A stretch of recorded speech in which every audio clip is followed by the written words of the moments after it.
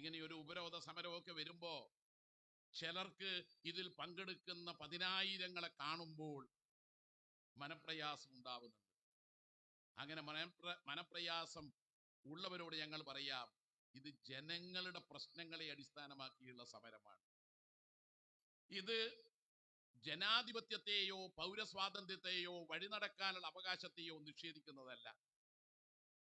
പൗരസ്വാതന്ത്ര്യത്തിന് വേണ്ടി നടത്തുന്ന സമരത്തിൽ ഏറ്റവും പ്രധാനമാണ് ജീവിക്കാനുള്ള സമരം.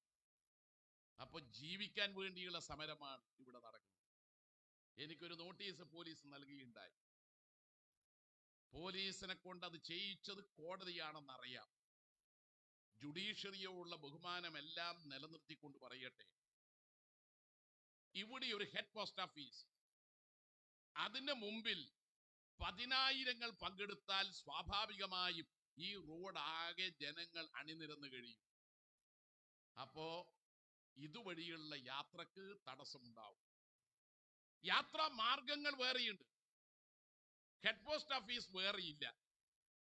അപ്പൊ യാത്രാ മാർഗങ്ങൾ മറ്റിടങ്ങളിലേക്ക് ട്രാഫിക് നിയന്ത്രിച്ചുകൊണ്ട് ചെയ്യുക എന്ന നിലപാട് സ്വീകരിക്കുന്നത് എന്തോ പൗരാവകാശ ലംഘനമായിട്ട് ചിലർ വ്യാഖ്യാനിക്കുകയാണ്.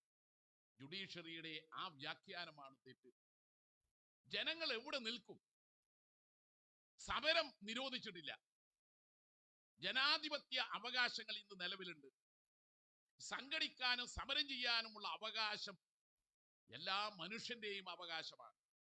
അത് മൗലിക അവകാശത്തിൽ പെടുന്നതുമാണ്. അല്ലെങ്കിൽ ഒരു കോടതി ഉത്തരവ് ഇറക്കിയാൽ മതി. കടലിൽ ഖനനത്തിനുള്ള കേന്ദ്ര ഗവൺമെന്റിന്റെ പുതിയ ഉത്തരവ്, നിയമ ഭേദഗതി, അത് റദ്ദാക്കിയാൽ മതി. ഈ സമരം വേണ്ട. കേരളത്തിന് 73,000 കോടി ഉറുപ്പിക ഈ ഫെബ്രുവരി 1 ബജറ്റിൽ ലഭിക്കേണ്ടതാണ്. കോടതി കേരളത്തിന് 73,000 കോടി ഉറുപ്പിക കൊടുക്കണമെന്നുള്ള ഉത്തരവ് ഇറക്കിയാൽ മതി. ആ ഉത്തരവ് ഇറക്കി കേന്ദ്രം ചെയ്താൽ മതി. ഉത്തരവ് അവിടെ കിടക്കും, കേന്ദ്രം ചെയ്യൂല എന്ന് പറഞ്ഞാൽ സമരം വീണ്ടും വരും. അപ്പൊ ഇത് ജുഡീഷ്യറിക്കെതിരായ സമരമല്ല, ഇത് ജനങ്ങൾക്കെതിരായ സമരമല്ല, ഇത് പോലീസിനെതിരായിട്ടുള്ള സമരമല്ല.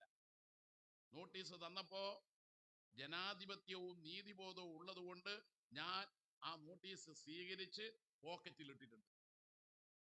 നീതി വ്യവസ്ഥയും നിയമവ്യവസ്ഥയും അംഗീകരിച്ചുകൊണ്ട് തന്നെ സമരം നടത്താനുള്ള അവകാശം അനുവദിക്കുകയും വേണം.